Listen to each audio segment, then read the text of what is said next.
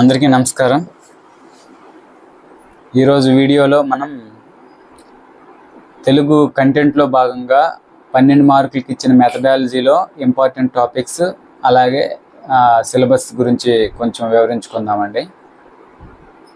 ముఖ్యంగా మనకి 12 మార్కులకి బోధనా పద్ధతులు ఏదైతే మెథడాలజీ ఉందో అది 12 మార్కులకి ఇచ్చారు కదండి. అందులో భాష, వివిధ భావనలు, స్వభావం, పరిధి, ఆశయాలు, విలువలు అని ఉందండి. ఇది చూడటానికి చాలా చిన్న వాక్యాల్లో సిలబస్ని తేల్చేసాడండి మెథడ్, కానీ కవర్ చేయడానికి కొంచెం ఇబ్బంది అవుతుందండి. మీకు ఒక విషయం చెప్పాలంటే, మనకిచ్చిన 6 టాపిక్లు కూడా ఏ ఒక్క బుక్ నుండి టోటల్ అన్నీ కవర్ అవ్వలేదండి. 6 టాపిక్లకి మనము వీలైతే 2-3 సోర్సులు చూసుకోవాలి. 2014 బుక్కు, 2018 ప్లస్ ఇప్పుడు 2025లో వచ్చిన ఈ కొత్త బుక్లు 2 చూపిస్తాను. ఈ 4 బుక్లు కవర్ చేస్తేనే మొత్తం ఆ 6 టాపిక్లు మనకు కవర్ అవుతాయండి. ఆల్రెడీ మీకు ఇంతకుముందే చూపించున్నాను 2014 బుక్ ఎలాగ ఉంటుంది, 18 బుక్ ఎలాగ ఉంటుందని. లేదు 2014-18 బుక్స్ లేకపోతే కనీసం ఇదిగోండి ఈ మెటీరియల్ లోకనాథ్ రెడ్డి గారిది ఈ మెటీరియల్ ఉంటే 2014-18 ప్లస్ డిఎడ్ డ్రాఫ్ట్ కాపీల్లో ఉన్న కొన్ని విషయాలు కూడా ఈ బుక్ కవర్ చేస్తుంది. సో 2014-18 బుక్లకి ప్రత్యామ్నాయంగా ఈ బుక్ మనకి పనిచేస్తుంది. ఎందుకంటే ఈ సిలబస్ ఇచ్చింది కేవలం 6 లైన్లోని ఇచ్చాడు, కానీ ఇది వైడ్ ఏరియాలో ఉంది. 2014 ఉంది, 2018 ఉంది, అలాగే 2025లో వచ్చిన కొత్త బుక్కులు రెండిట్లో మొత్తం 4 బుక్కుల్లోని సారము ఈ 6 టాపిక్ల్లో ఉంది మనకి. అది ముందుగా తెలుసుకోండి.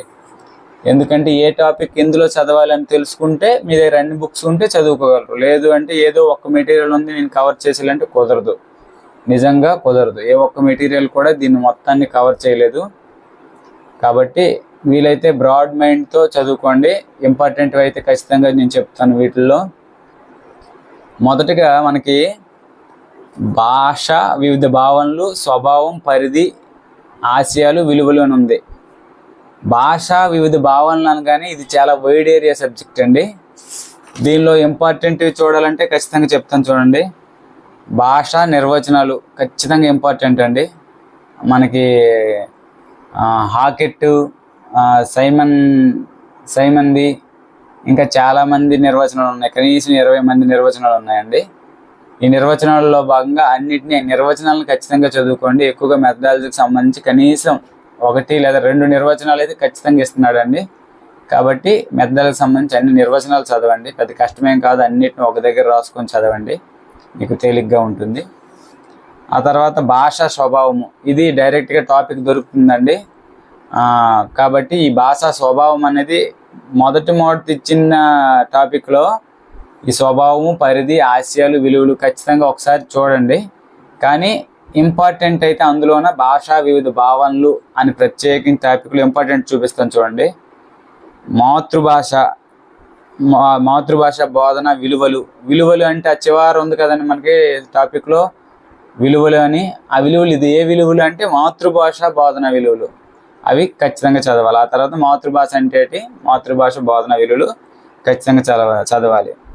భాష, వివిధ భావనలు అన్నాడు కాబట్టి త్రిభాషా సూత్రం గురించి ఖచ్చితంగా తెలుసుకోండి. ఆ తర్వాత మనకి భాషా నిర్మాణం గురించి కూడా కాస్త తెలుసుకోండి. మళ్ళీ భాష స్వభావం అన్నాడు కాబట్టి మానవుల భాష, జంతువుల భాష మధ్య తేడాలు కొంచెం తెలుసుకోండి. వీటిల్లో ఖచ్చితంగా ఇంపార్టెంట్ పాయింట్లు అయితే చెప్పాను. భాష నిర్వచనాలు ఇంపార్టెంట్, మాతృభాష బోధన విలువలు ఈ 3 ఇంపార్టెంట్. మనకి ఇచ్చిన సిలబస్ ప్రకారం చెప్తాను. భాష, వివిధ భావనలు అనేది చాలా పెద్ద టాపిక్, కాబట్టి దానిలో ఏవి ఈజీగా త్వరగా చదవాలో చెప్తున్నాను చూడండి. మనకి ఎక్కువగా నిర్వచనాలు ఏవైనా వచ్చాయంటే గ్రాంధిక భాష దగ్గర కొన్ని నిర్వచనాలు వస్తాయండి. ప్రామాణిక భాష దగ్గర ఒక నిర్వచనం వస్తుంది. ప్రామాణిక భాష గ్రంథాలు ఎప్పటి నుంచి మనకి ప్రింట్ అయ్యాయి అంటే 1986. ఆధునిక ప్రామాణిక భాష అని ఎవరు పేరు పెట్టారంటే బద్రిరాజు కృష్ణమూర్తి. ఇలాంటి వీటిలో ప్రామాణిక భాష నుంచి గ్రాంధిక భాష నుంచి వస్తాయి. భాషా వివిధ భావనల్లో అంటే చాలా వైడ్ టాపిక్ కాబట్టి చెప్తున్నాను, ఇంపార్టెంట్వి. ఆ తర్వాత మనకి చాలా ఉన్నాయి కానండి. భాష స్వభావం పరిధి అన్న దగ్గర మనకి ప్రపంచ భాషల వర్గీకరణ కాస్తంత చదవండి. పరిధి అంటే భాషల పరిధి, ప్రపంచంలో ఉన్న భాషల గురించి కూడా కాస్త నాలెడ్జ్ ఉంచండి, ఇంపార్టెంట్. మిగతా కనీసము ఎన్ని టాపిక్లు ఉన్నాయో చూపిస్తాను చూడండి. విషయ సూచికలో భాష అంటే ఇదండి, మొత్తం కనీసం 50 టాపిక్లు ఉంటాయి. అన్నీ వద్దండి, ఇప్పుడు నేను చెప్పిన ఒక 5 టాపిక్లు ఖచ్చితంగా చదవండి, మిగతావి టైం ఉంటే చూడండి. సిలబస్ని కవర్ చేయకంటే అయితే ఎగ్జామ్కి వెళ్ళకూడదు. కాబట్టి మినిమము ఇంపార్టెంట్ అవన్నీ చదివేసి, ఒక 6-7 ఇంపార్టెంట్ చెప్పాను కదండి ఇప్పుడు, అవన్నీ చదివేసి మిగతా సిలబస్ని కవర్ చేయడానికి ప్రయత్నించండి. ఇప్పుడు పరిధి అంటే చెప్పాను కదండి, ప్రపంచం మొత్తం భాషల గురించి తెలుసుకోవాలి. స్వభావం అంటే జంతువుల భాష మనుషుల భాషకు ఉన్న తేడాలు, లక్షణాలు. ఆ తర్వాత వక్తృసూత్ర పరిణామం, ఇవన్నీ ఒక 8 లక్షణాలు ఉంటాయి. భాషా నిర్మాణానికి సంబంధించిన లక్షణాలు అండి అవి.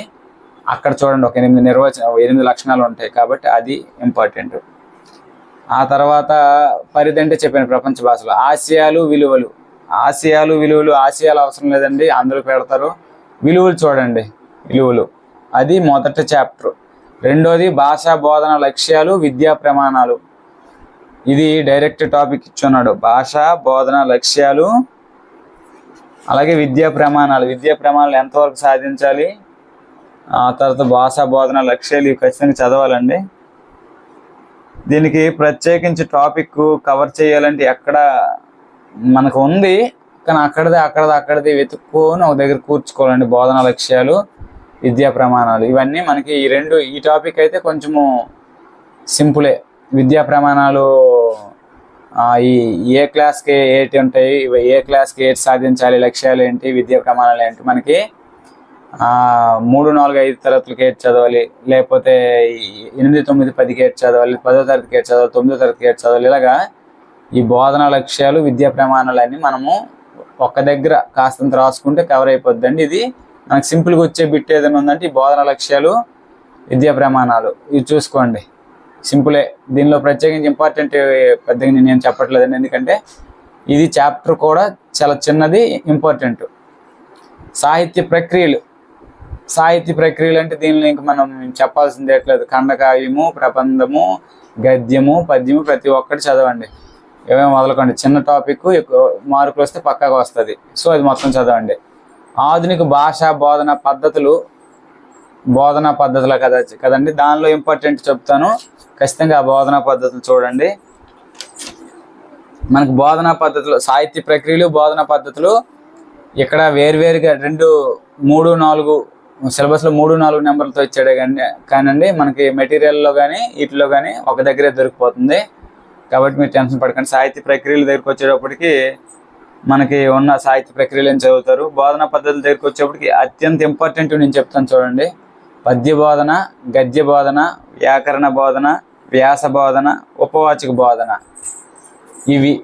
ఆ తర్వాత లోప నివారణ బోధన, ఇవన్నీ ఉన్నాయండి. బోధనా పద్ధతుల్లో డాల్టన్ పద్ధతి, మాంటిసోరీ విధానము, కిండర్గార్టెన్ ఇవన్నీ చదువుకోవాలి, ఇంపార్టెంట్వే. బోధనా పద్ధతుల్లో చాలా వరకు ఇంపార్టెంట్ ఉన్నాయి, కానీ కిండర్గార్టెన్, మాంటిసోరీ, డాల్టను, ప్రాజెక్ట్ పద్ధతి వీటితో పాటు పద్య బోధన, గద్య బోధన, వ్యాకరణ బోధన, వ్యాస బోధన, ఉపవాచక బోధన ఈ 5 ఖచ్చితంగా మనకి ఇంపార్టెంట్. ఇవి చదివాక టాపిక్ పెద్దదండి ఇది. ఈ 5 బోధన పద్ధతులు సాహిత్య ప్రక్రియలో ఒక 6-7 చదివిన తర్వాత అప్పుడు మిగతా టైం ఉంటే ముందుకెళ్ళి మొత్తం కవర్ చేయండి చాప్టర్. ఆ తర్వాత బోధన ప్రణాళిక, అభ్యాసన సామాగ్రి, అదే ప్రణాళికలు ఎలాగ వేసుకోవాలి, ఏ సంస్థ అంటే మనకి విద్యా ప్రణాళిక, పాఠ్య పథకము, అదే పీరియడ్ పథకం, పాఠ్య పథకం ఒకటి. ఆ ప్రణాళికలు ఉన్నాయి కదండి, ఎలాగ పాఠాలు బోధించాలి, ఇది సంవత్సరంలో ఉండే ప్రణాళికలు ఏంటి, నెలలో ఉండే ప్రణాళికలు ఏంటి, సంస్థాగత ప్రణాళిక, ఇవన్నీ ప్రణాళికలు చదివేయండి. ఆ తర్వాత అభ్యసన సామాగ్రి, బోధనోపకరణాలు అండి. అభ్యసన సామాగ్రి అంటే మరి ఏమో కాదు, మీరు వేరేగా ఆలోచించకండి. బోధనోపకరణాలు, దానిలో శ్రవ్య బోధనోపకరణాలు, దృశ్య బోధనోపకరణాలు ముఖ్యమండి, అవి ఇంపార్టెంట్. ఆ తర్వాత దృశ్య శ్రవణ బోధనోపకరణాలు, శ్రవ్య బోధనోపకరణాలు, దృశ్య బోధనోపకరణాలు, వీటితో పాటు దృశ్య శ్రవణ బోధనోపకరణాలు, ఈ 3 ఇంపార్టెంట్ అండి.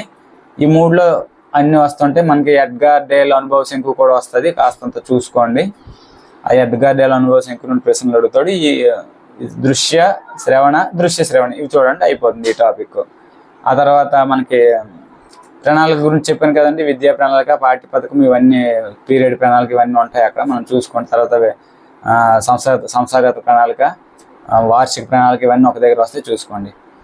చివరిగా వచ్చేసరికి మూల్యాంకనము, పరీక్షలు, పరిపుష్టి. మూల్యాంకనం అంటేనే మనం తెలుసుకోవాల్సింది నికస, పరీక్ష ఇవన్నీ కాదండి. మూల్యాంకనం అంటే ఇప్పుడున్న గవర్నమెంట్ దృష్టిలో సిసిఈ,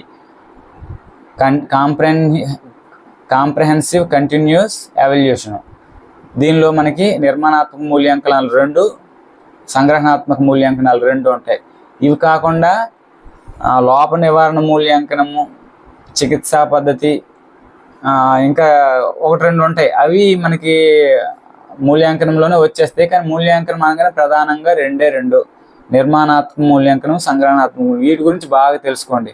ఆ తర్వాత పరీక్షలు అడిగిన దగ్గర పరీక్ష అంటే ఏంటి, నికస అంటే ఏంటి, మదింపు అంటే ఏంటి, గణన అంటే ఏంటి, ఇవన్నీ తెలుసుకోండి. ఆ తర్వాత పరిపుష్టి, ఫీడ్బ్యాక్ ఎలా తీసుకుంటాం. ఎగ్జామ్స్ అయిన తర్వాత మనం వేసిన మార్కులు, అసెస్మెంటు, అవి ప్రోగ్రెస్ కార్డులు ఎక్కిస్తాం. ఇవన్నీ అయిన తర్వాత ఆ ప్రోగ్రెస్ కార్డును చూస్తే మనకి ఫీడ్బ్యాక్ తెలుస్తుంటుంది. గత ప్రోగ్రెస్ కార్డు చూసామనుకోండి, ఇప్పుడు ఫీడ్బ్యాక్ తెలుస్తుంది. మార్కుల్ని వరుసగా ఇయర్ బై ఇయర్ చూసామనుకోండి మనకి, లేదంటే ఎగ్జామ్ అయిపోయిన వెంటనే పరిపుష్టి, ఎగ్జామ్ అయిపోయిన వెంటనే కొంచెం ప్రశ్నలు వేసామనుకోండి ఫీడ్బ్యాక్ తెలుస్తుంది. లేదు అంటే ఎగ్జామ్ అయిపోయిన తర్వాత ఆ మార్కులను చూసినా మనకి కొంత ఫీడ్బ్యాక్ తెలుస్తుంది. ఫీడ్బ్యాక్ అంటే పరీక్ష అయిన వెంటనే విద్యార్థిలో ప్రతిస్పందనలు, లేదంటే పాఠం అయిన వెంటనే విద్యార్థుల్లో ప్రతిస్పందనలు ఏ విధంగా ఉన్నాయో తెలుసుకోవడమే ఫీడ్బ్యాక్ అండి. సో అది మనకి ఆ ఫీడ్బ్యాక్ ఏమి అడగకపోతే మార్కులు ప్రోగ్రెస్ కార్డు ద్వారా తెలుసుకోవచ్చు. పాఠం అయిన వెంటనే కొన్ని ప్రశ్నలు వేస్తే తెలుసుకోవచ్చు.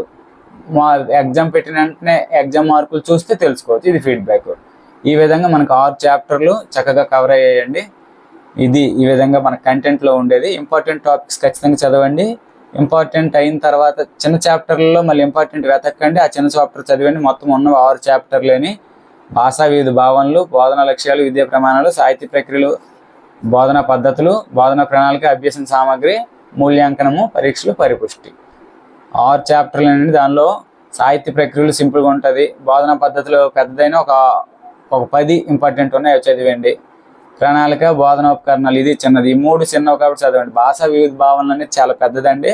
దానికి టైం కేటాయించుకొని ముందు ఇంపార్టెంట్ చదివండి. టైం మిగిలితే అన్ని ఆల్ సిలబస్ కవర్ చేయడానికి చూడండి. ఎందుకంటే 12 మార్కులు జేబులో ఉంటాయండి, ఈజీగా వస్తాయండి. మెథడాలజీ నుంచి ఎప్పుడు కఠినమైన ప్రశ్నలు రావు. ఒకవేళ వస్తే ఏ సంవత్సరం నుంచి బుక్స్ వేసాడు, లేదంటే ఏ సంవత్సరం నుంచి అధికార భాషగా వచ్చింది, ఇలాంటివి అడుగుతుంటాడు. కొంచెం జాగ్రత్తగా ఇచ్చండి. థ్యాంక్ యూ, ధన్యవాదాలు.